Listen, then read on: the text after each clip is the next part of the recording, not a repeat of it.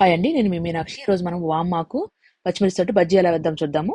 పచ్చిమిర్చి ముందుగా మనం స్లిట్ చేసి పెట్టుకొని దాంట్లో స్టఫ్ చేసుకోవడం కోసమని 4 స్పూన్ల కొబ్బరి, 1 స్పూను వాము, 1 స్పూన్ జీలకర్ర, అర స్పూన్ ఉప్పు వేసి మిక్సీ కోసి పెట్టుకొని అన్ని రెడీగా పెట్టుకోవాలండి. తర్వాత మనం పిండి కలుపుకోవడం కోసమని 4 కప్పుల బేసన్, 1 కప్పు బియ్యం పిండి, వాము, ఉప్పు అండ్ అర అర స్పూను సోడా ఉప్పు బాగా వేసి డ్రై ఇంగ్రీడియంట్స్ మిక్స్ చేసుకొని తర్వాత మనం వాటర్ పోసుకొని జారుగా ఈ కన్సిస్టెన్సీలో కలుపుకోవాలి. అప్పుడు మనకు పిండి బాగా మనకు బజ్జీకి పడుతుంది.